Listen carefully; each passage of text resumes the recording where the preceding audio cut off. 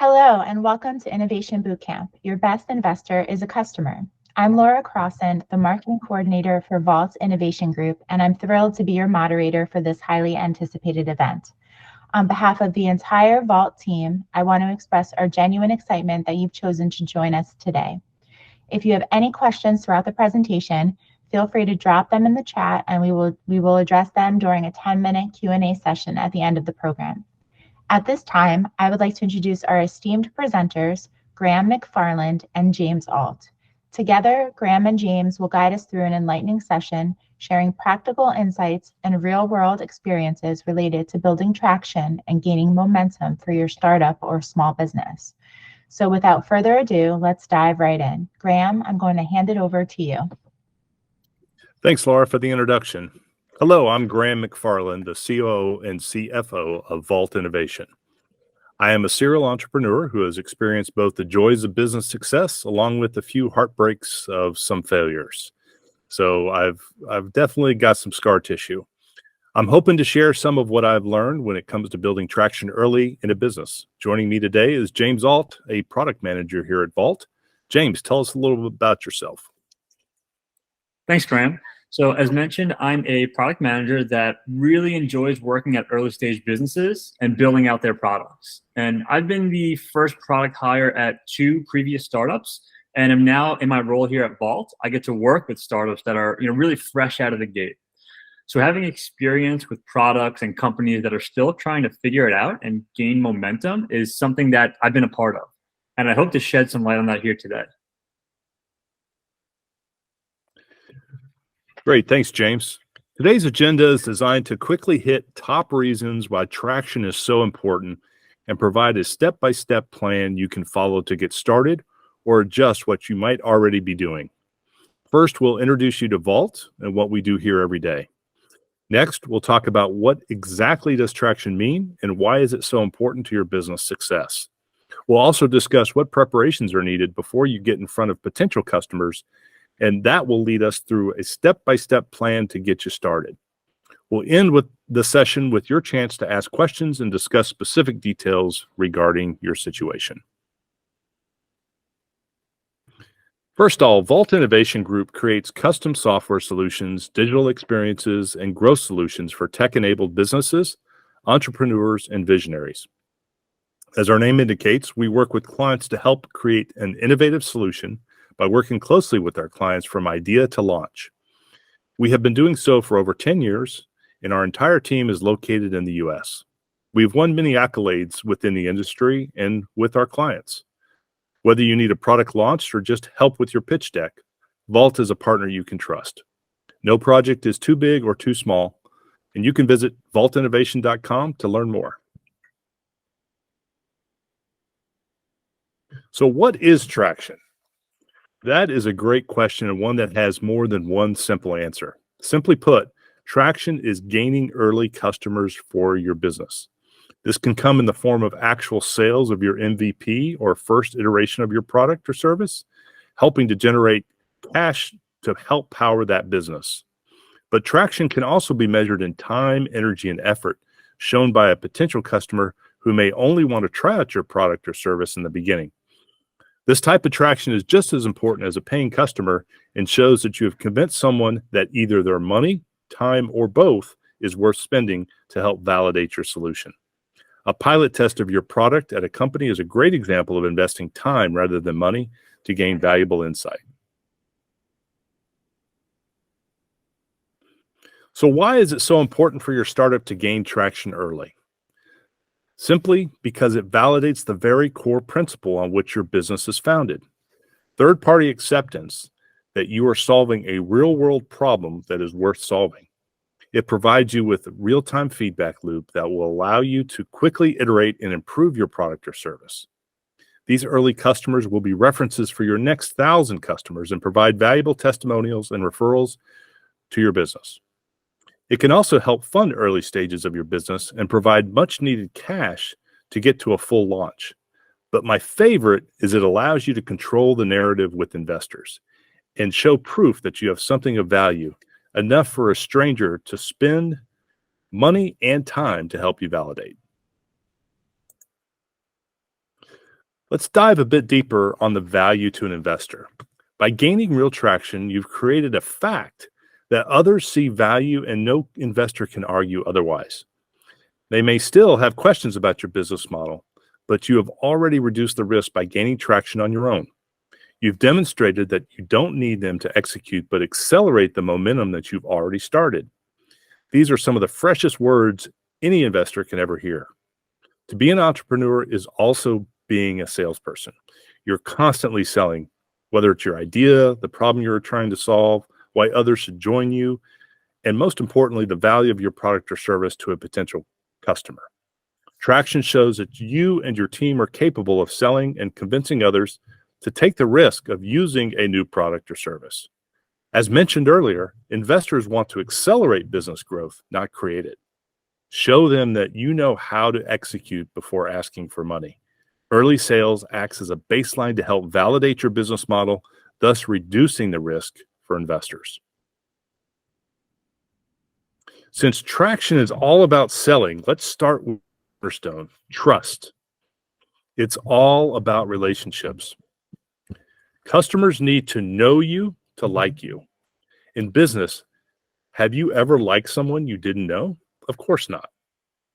And they need to like you in order to trust you. Trust is earned and starts with building the relationship over time. Take the time to get to know your customer and let them get to know you before diving into your sales pitch. No one will ever buy from you if they don't trust you or your team. Just think of the last time you bought something of value from someone you didn't trust. I don't know about you, but it's hard for me to come up with one.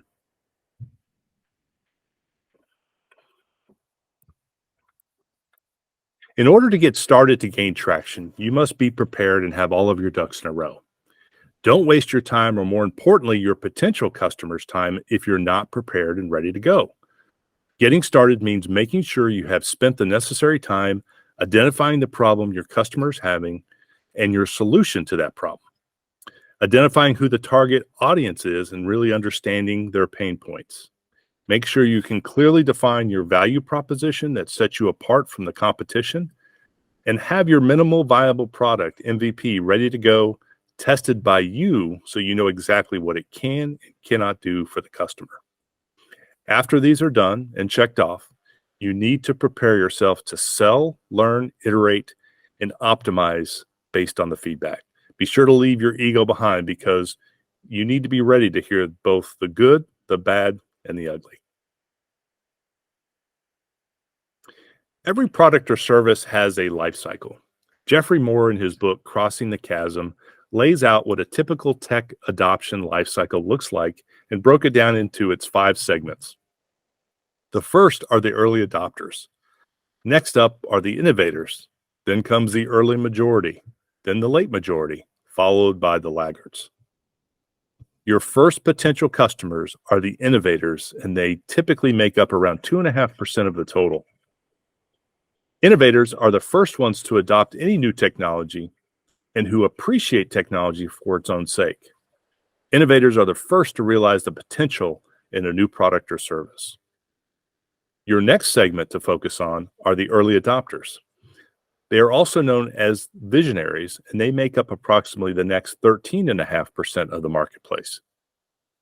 Visionaries are the rare breed of people who have the insight to match emerging technology to strategic opportunity, the temperament to translate that insight into a high-risk project, and the charisma to get others to buy into the project. Innovators and early adopters are your main targets when it comes to gaining traction.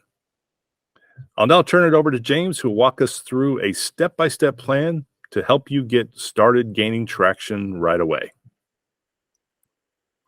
Great, thank you, Graham. So what we've done is we've identified the 5 key steps that your startup should be doing in order to start gaining traction. And we're going to be covering these 5 steps throughout the presentation and giving examples for each using an imaginary startup. So let's dive into the list here. First off, you need to be able to find your innovators and early adopters. Okay, so this is a subset of your target audience. We're going to go over strategies to actually pinpoint those that specific subset of innovators and early adopters. After you found your innovators and early adopters, you need to be able to talk with them and do that initial outreach. So we're going to go over how you develop an outreach strategy. So once you've reached out with that initial communication, you need to have a sales plan. You need to have something ready to go, right? So we're going to go over your sales pitch and a sales strategy. Then once you've sold to them and you've converted them, you need to retain them, right? So we're going to do this through building relationships and a community around the problem, around your startup, and around your niche. And last, we're going to talk about establishing feedback and iteration loops with the goal of improving your product. Okay, so we have our imaginary startup here that we're going to be using, and it's called Pawsitive. So I want to do a quick onboarding to what Pawsitive is, just so you can understand all the examples that we're going to have going forward. First off, the problem and the opportunity. Okay, so the problem we want to solve for is that dog training is not a scalable business model, right? Because you need to be there in person. It's very hands-on. If you're completely booked up, you really can't scale, right? You can't be in more than one place at once. We also saw this opportunity where we saw there was a unique market for niche dog training programs that we saw were starting to be sold online. And that was a growing industry that we saw. So we see that as an opportunity to dive in here. Our target audience is going to be professional dog trainers, right? So these are people that are doing this for a living. They're dog training 5 days a week. They're serious about their business. This is not your casual dog walker in the park kind of person. Our unique value prop. And this is important because one, you definitely want to make sure you know this and you can define it, but this is going to pop up in a later state here. So I want to make sure you know this ahead of time. And our unique value prop is that we can help you turn your passion for dog training into a scalable business. And how are we going to do that? We're going to do that through a platform that allows you to build a loyal client base using digital training programs. And just at a high level, what is the exact product? So our MVP, we've built a web app, and what it lets you do is you can create a program, you can add your custom videos to that program, and then you can deliver it to your clients. So they can go through the dog training on their own without you having to be there. All right, so now we're going to dive into it. First things first is that you need to identify who the innovators and the early adopters from your target audience, who are they? So this specifically means the subset that is willing to try new services and that are extremely passionate about your industry. That's what we're trying to do here. So how do you get started with hacking your way to find out who these people are? So first off, you need to find out, where do these people hang out? And the first two that I want to go over, it's online communities and social media. There's almost an online community for everything and a social media page for everything. So find those communities and find those pages, and then find out who are the people who are really engaging with those pages. Okay, that's going to be a great start to finding your innovators and early adopters. Industry events. So you want to search for events that are going on in your industry. These can be online, they can be in person, it doesn't matter. But you can imagine that the people who are attending these and showing up to them are passionate about that industry. So that would be someone that you want to talk to. Local services. So depending on your business and your target audience, you can probably find local places where your target audience, especially these early adopters, would be. So take a chance and go show up there. Go meet these people and talk with them. Lastly, there's always the option for you to actually be the innovator. So if you are servicing an industry that you have experience in, then you probably already are an innovator. If you don't have experience in the industry, well, then it's a good idea to start learning and start practicing. What is it exactly that your target audience is doing? So once you've found your way into those communities, now you need to dig a little bit, right? So some things you want to do is you want to identify, is there a specific person out there in the community or the page that they're posting all the time? If so, that's a great person to start with.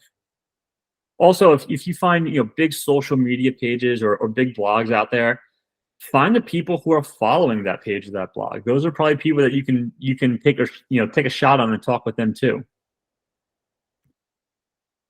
Once you've done all this groundwork, all this homework, what you want to do is start making a list, right? You want to compile a huge list of potential people who would be an innovator or an early adopter. And that's going to bring us into the next step. Also, here's just a quick note. Innovators may come to you, right? So what you want to do is you want to put yourself out there, put your business out there, your product out there, start posting about it. Innovators are looking for that kind of stuff. They're always on the prowl looking for the next best thing. So just by posting and getting the word out, an innovator may actually reach out to you. This way you don't have to. Okay, so here I want to show you some of my research that I did for Pawsitive. So I started by digging into the online communities. So on the top left, you see some Reddit, okay? So here's a bunch of subreddits that were in that niche. So I would click into those groups and I would see what are they posting about? And can I find any specific engaged user that was always posting in the group, right? That would be a great person for me to connect with. In the bottom left, so here I went on Spotify and I looked for podcasts, right? And I looked for one specific to dog training. And here's just one example here, but I clicked in and I scrolled through all of the episodes looking for guests that were featured on that specific podcast, right? The people who were featured, they were really into dog training, right? They were innovators. So I made a list and I checked out their pages, right? Just some ways that you can hack a podcast to do so. Over here, I have Instagram. So I found this social page that's related to professional dog trainers. Specifically, this one is a certification. And there are almost 3,000 followers here. So you would imagine, right, that the majority of these followers are all dog trainers, right? Who else would be following a dog trainer certification? So a bunch of potential leads right there for me. Instagram even gives me suggestions, right? So these, in this row here, these Instagram pages are all related to the page that I'm on. So it's putting this right here in front of me. Then I have LinkedIn. So a simple LinkedIn search gave me these results. So what I did is I searched for professional dog trainers and got a bunch of results here. So as you could imagine, if you're a dog trainer and you're set up on LinkedIn, you're probably a little bit ahead of the game. You're probably a little bit more innovative than some of those later majorities. And then lastly, at the local level. So here I did a quick Google search, dog training in my area. Got a bunch of results, and I have their phone number and their address right here in front of me. So there's no reason why I can't call them or go show up at their business and start talking to them. So all of this, took me about an hour of time. And at the end of the day, I found myself here with over 1,000 potential leads that I can reach out to. So really some things that you can start doing here today. Okay, now after you've compiled your list of those potential innovators and early adopters, you need to begin your outreach to them, right? And the goal here is to spread general awareness about what you're doing. You need to let them know that this new thing exists for them, and hopefully they're going to have interest, all right? And they're going to want to learn more. So to get started here, you want to identify, and I say 2 to 3 channels to really focus on. And this can be, an online channel like the online communities, social pages, email. Right? It can be in person. Maybe your target audience hangs out at networking events. So you can go in and take advantage of going to happy hour networking events. It could also be on the phone, right? Maybe your strategy, one of your channels is cold calling. And I say 2 to 3 because I want you to get really, really good at 2 to 3 and be laser focused. And then you can always add additional channels in down the road once you've got your core ones mastered. So next, you need to determine what's the actual action that you want your early adopters to take. And you need to know what you want them to do before you actually go and start talking with them. So just a few options here. Maybe you want them to answer a simple question for you. Maybe you want them to schedule a call with you. Okay, or maybe you want to send them a link to your website with the goal of asking them to visit your page. Once you figure out what you want to ask out of the person you're reaching out to, it's time to start asking. So you want to create a template for a message, and we got some facts or some tips here. So first thing is that the template should be short and sweet, right? I can't tell you how many times I get a DM on LinkedIn and it's 5 paragraphs long and I have to scroll through it, right? I'm not going to read that. You want to put something out there that someone is going to actually read. So keep it short, simple, and to the point. Okay, so from earlier, we talked about your unique value prop. You want to make sure you take that unique value prop and plug it in here into your template. This is really what's going to connect with that potential customer. And then the ask. So whatever you came up with in the previous step, like what are you asking for? Make sure that's very clear in your messaging. Here's my example for Pawsitive, right? And here's what I would do. So during my research, I identified that the most engaged dog trainers were on Instagram, right? I was able to find so many accounts. They were all posting a bunch of content, highly engaged group on Instagram. So I selected that as one of my channels. The other was LinkedIn. And LinkedIn was a good way to find those really professional dog trainers who are doing this for a living. So I selected that as one of my channels also. What do I want them to do? Well, I want them to answer a question for me. So you're going to see in my example, I ask a question, and my hope there is that that just kicks off the start of a conversation. And just a quick note, you'll see that the tone of my message is pretty casual. It's not too salesy or pushy. It's a personal thing here, but I feel like most people don't want to be sold. So for my specific target audience, I'm keeping it a little more casual. So we can look at my message. This is a real message I sent on Instagram. I sent it to a dog trainer. And I said, hey, Josie, I found your page today and wanted to find out if you are actively taking on new dog training clients. So that was the question that I asked her. I asked it right there up front. So my question is, are you taking on new clients? Then I said, I'm asking because I'm working on a project to help dog trainers turn their passion for training into a more scalable digital business very easily.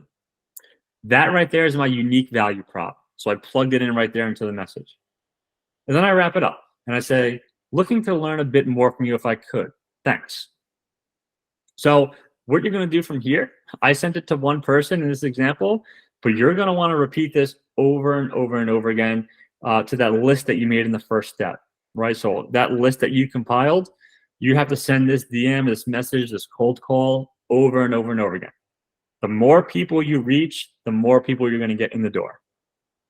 So this is a numbers game. Once you have started your initial outreach, the next thing you need to do is to have a sales pitch and a strategy.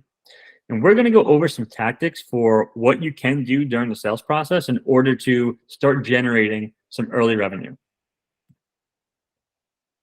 First off, you have to have a good demo, right? You need to be able to show off your product to someone. So just some ideas here. So on B2B or for B2B products, typically it's done on a call. So you get on a call with your client, run through the product, try to gain some interest.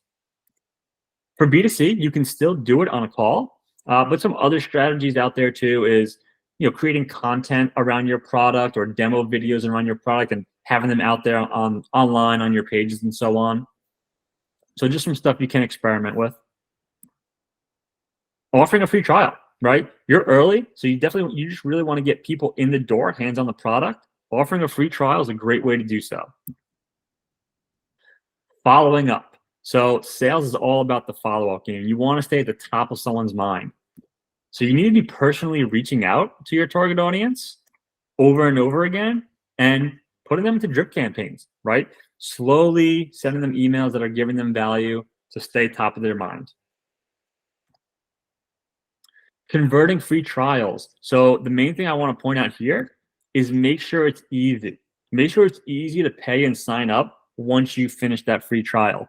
Great strategy is a Stripe payment line, right? Very easy to set up, You can be collecting payments in 30 minutes using this. Also, in order to convert a free trial, if they're not ready to convert yet, they're not fully there to pay, maybe try offering them a discount. So we're going to take a look at all of that in our flow here, right? So we have a sales flow, something that you can take today and kind of cater this to your business. So it all starts with the conversation, right? You got the conversation started. It's going good. At some point, you're going to get to here and you're going to say, hey, are you interested in seeing a demo of my product? Yes or no? If they say no, well, really, you don't want to waste too much time here. So just keep moving on. Don't take it personal. Move on to the next one. But you can try to get their contact information to enroll it into your drip campaign, your newsletter. Hopefully, they are interested in seeing your demo. If they are, here's a strategy I like, is just using Calendly to set up a demo, right? So send them your Calendly link. They're able to book their own time, do it on their own terms. And for you, make sure you're capturing the email and the name. So this is usually that first point where you have an opportunity to get it. So make sure you get it. And I would have that automated, right? So once I capture email and name, it goes to my CRM. And then they're automatically enrolled in whatever drip campaign or newsletter I have going on. So then you go ahead and you do the demo. So just reiterating here, be very clear with your demo, right? Let them know what you can do for them and what you can't do for them. So basically, don't overpromise all these things that your product does if it can't do it, right? So just be very upfront with them. After the demo, my goal is to get you to make an account and start using it. Doesn't need to be paid, right? So I would offer them free access. I would say, hey, here's a free 1 to 2 weeks. Get in there, start poking around, get started, and we'll see how it goes. So during that free trial, I would be following up with them. I would be reaching out. Hey, how are things going? Do you need help with anything? Is anything confusing? Really stay top of mind there. This way, that they know you're there to help them, but also so they keep on going back into that product and getting hooked on it. So then their free offer, right, is going to expire at some point, and they have this decision. Are they interested in continuing? If they are, it's easy, right? Then you're going to send them that Stripe payment link. They're going to sign up and pay, and you've got the conversion. If they're not interested, okay, at this point, I would say, hey, do you need more time? Do you need me to extend your trial, maybe for another week? Or can I offer you a discount, right? So you're still early. You need money coming in the door. It's not the worst thing to give a discount here. But if they don't want to do either, right, they're really not interested at this point, don't look at it as a failure. Look at it as a learning experience. So you want to ask them for feedback. Hey, what didn't you like about it? What was it missing? Is it too expensive? Get that feedback here from that user. So awesome. So you guys can take this, like I said, tweak it to your business. This is a great high level just to get a process down and get started. All right. So now that you have those early adopters in the door, you need to gain and keep their trust. And you do this through building a relationship with them.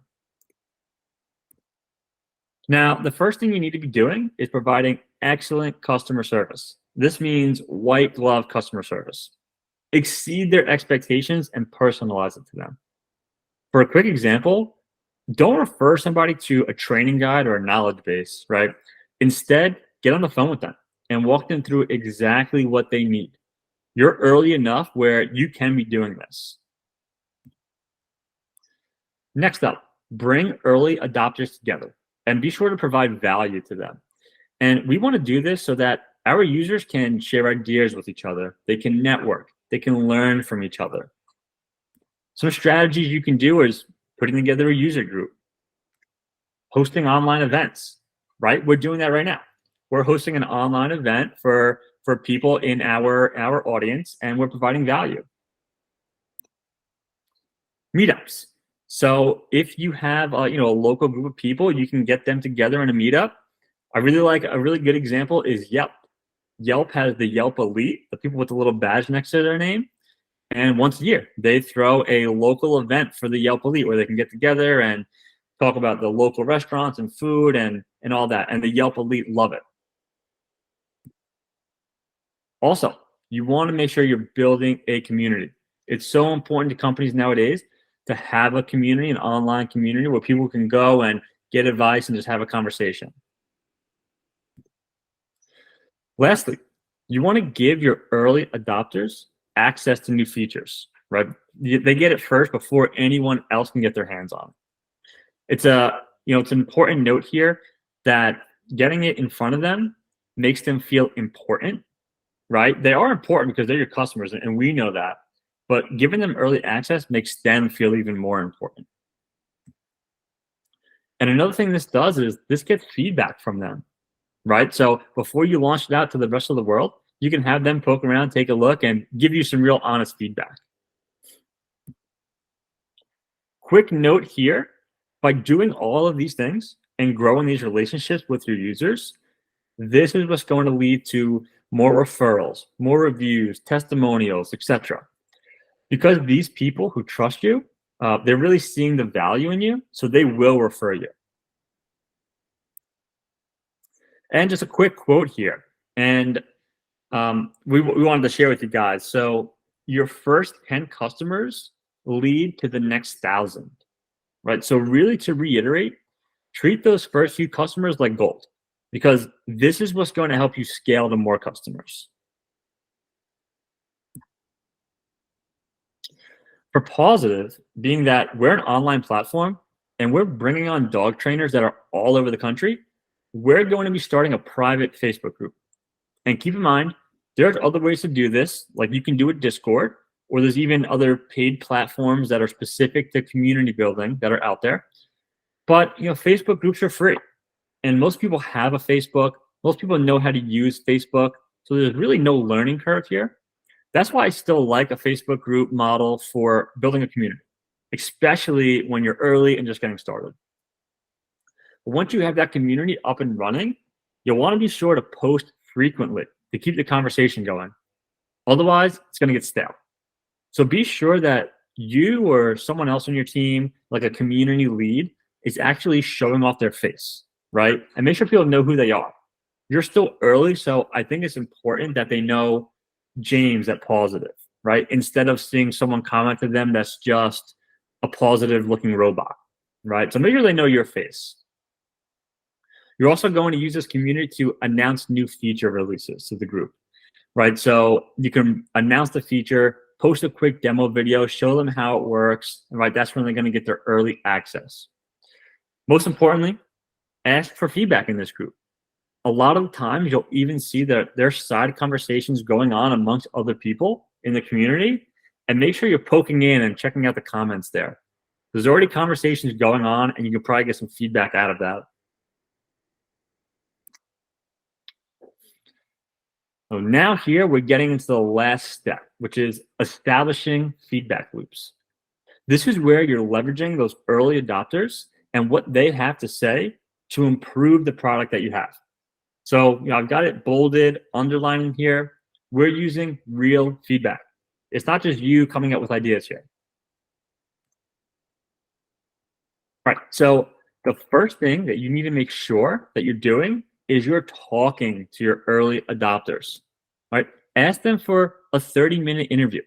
So you can get good insights from them through talking to them on customer support or talking to them in your community. But it's always good to do a real interview. So what you want to do here, it's always like a little piece of advice, is ask them for honest feedback. So there's always one line that I would love to say when I'm on an interview with someone. It's, hey, give me your honest feedback. Tell me everything that you love about the product and the app. Also, really tell me things that you hate or really, really dislike about the product. It's not going to hurt my feelings, right? That's what we're here for. And they always laugh at that point, and then they'll open up a little bit more about some things they really don't like. Now, as you're talking with your customers, you should be taking notes. So go back and analyze those notes for all of your interviews and try to look for some commonalities of what your users are saying.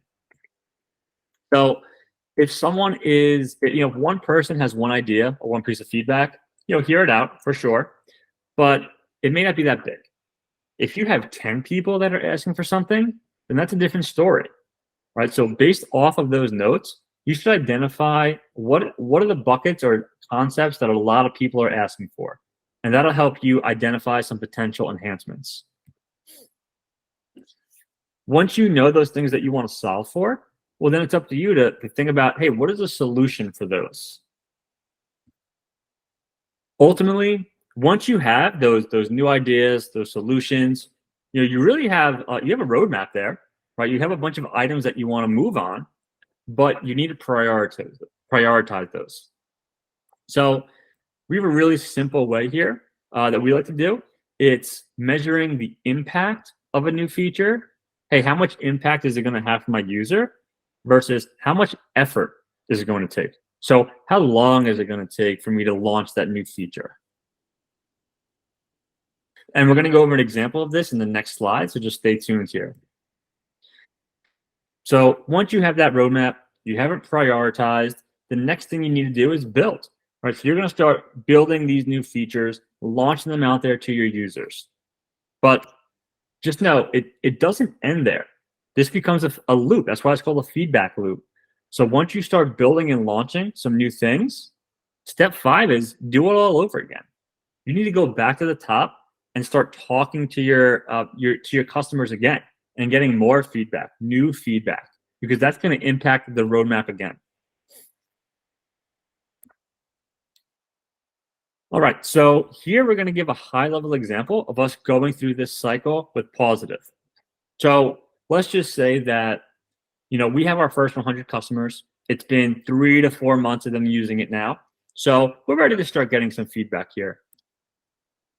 So the first thing I'm going to do is I'm going to set up some time with my customers and do these one-on-one interviews where I get feedback. After I look through all of my notes, I was able to identify these 3 buckets of features or enhancements that I could do that really help out my customers. So they said that program creation is clunky. They said I'm missing reports. Right? There's some things they want to see that I'm not showing them. And getting started is confusing. So something is weird in my onboarding experience. So now that I have these 3 buckets, what I want to do is I want to look at for each, I want to say, okay, well, how much impact, how much value will this new feature give to my customers versus how much time, money, and effort is it going to take to launch that? So a way that we like to do it is very simple. It's a prioritization matrix. So here I'm plotting out each one of these on the graph here. So we'll start with reports. So reports, we identify that this has a medium to high impact for our customers. We got with our engineering team and they said, hey, it's only going to take 5 days to launch that. So that's a pretty low effort. Okay, so it's plotted here, low effort and medium to high impact. Onboarding. So we thought about this when we said, this only really has a low to medium impact right now. And our engineers estimate that this is going to take 2.5 weeks. So we're identifying that as medium. And then programs. So programs is going to be the biggest one here. Programs has the most impact for our users because this is the bulk of it. So programs has a higher impact than reports. But this is a big feature. Our engineering team said that this is going to take 6 to 7 weeks to get this out. So the question is, we've done all this work, we've plotted it all, but how do I know which one to do first? So something is a little tip here where you always want to start is you want to look for high impact and low effort. Why? Because if I can get something that's very valuable, has a big impact to my users, and I could do it in a short period of time, I need to do that. I want to do that. So for our example, reports, right? We said we can get this out in 5 days, and our audience is going to have a really, medium to high impact. That's good. So I would start with reports. Now for programs and onboarding, it's still part of your roadmap, right? There's still things that you want to do, but we're going to launch reports.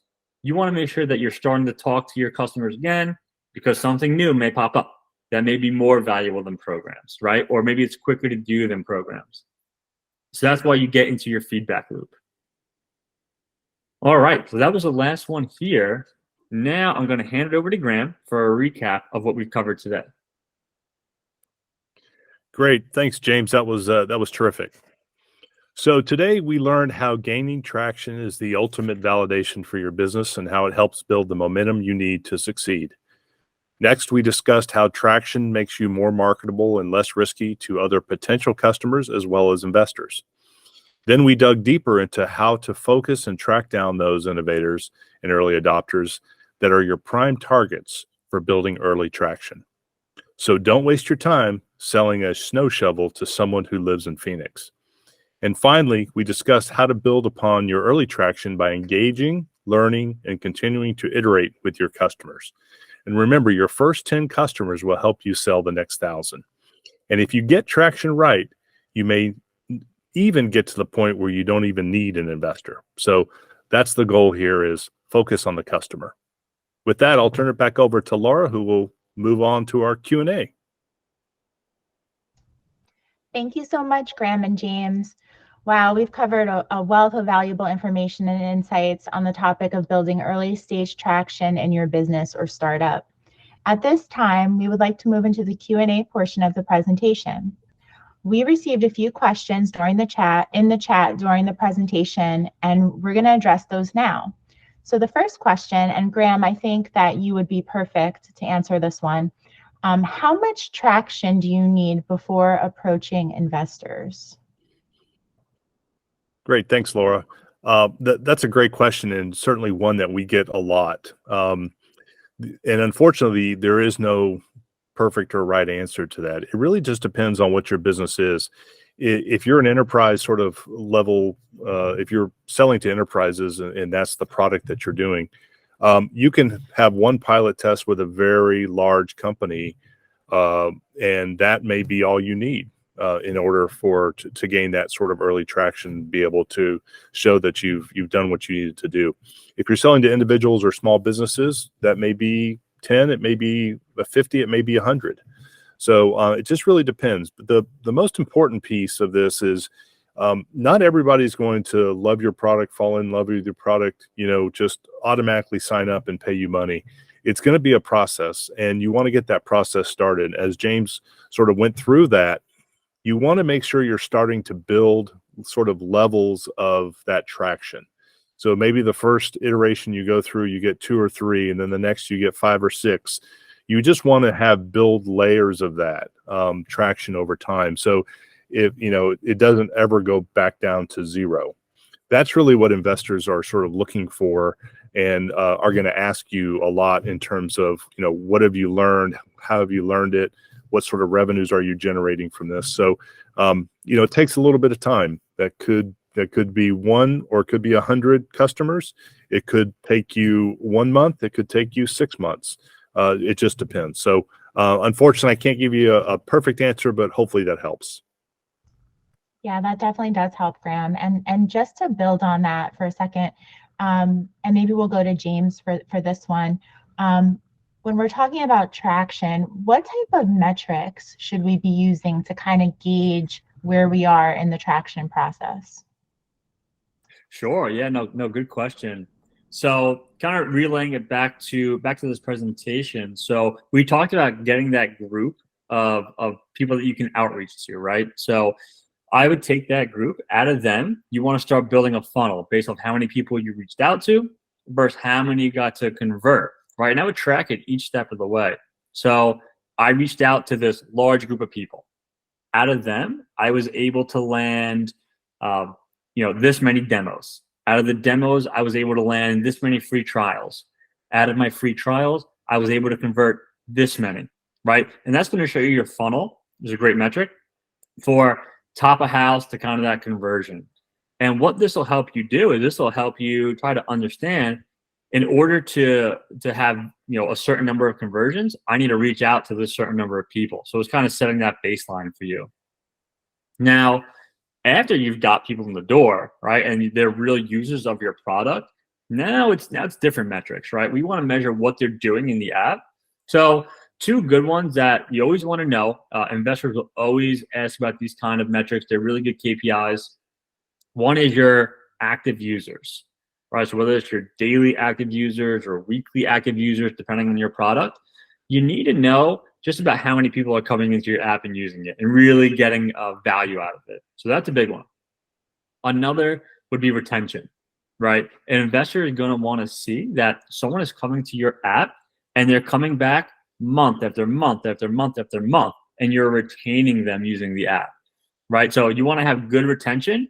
If you see people are coming to the app, they use it for 2 weeks and never come back, that's not good retention. Those are things that you're going to want to know and have the answers to. Awesome. Thank you so much, James. That was really helpful. Okay, I think we have time for one last question. And I'm guessing the answer to this question is yes, but Graham, I'm going to let you define it.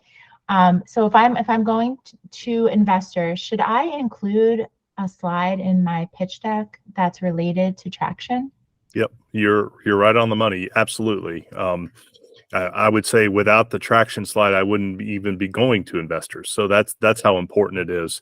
It contains a lot of the metrics that James just talked about. What have you learned? How have you learned it? How much time has it taken? How many actual customers have you gone through? And you want that to be early, in your slide. You don't want to hide it all at the very end. You want to go through your problem, your solution, and then you want to show that you've got third-party, verification that this is something that someone's willing to pay for. That really helps to solidify the whole story and will just make the rest of your presentation, the rest of the pitch deck, shine that much more. So absolutely, you not only do you want to put in your pitch deck, you want to make sure you have it to put in your pitch deck before you pitch. So absolutely very important. Awesome. Thank you, Graham, and thank you, James, for answering those questions and providing such a great presentation today. So as we conclude this webinar, we just want to ensure that the conversation continues beyond this session. If you have any questions or would like to continue the discussion, please reach out to Graham or James directly. Their contact information is on the screen right now. Additionally, we invite you to join Vault's Startup Hub, a free platform offering essential resources to kickstart your startup. You can find access information right on our homepage, vaultinnovation.com. There's a tab there for Startup Hub, and you can easily just register and get free access. So thank you for your participation, and we look forward to supporting your journey towards early stage traction and innovation. Have a great day, everyone.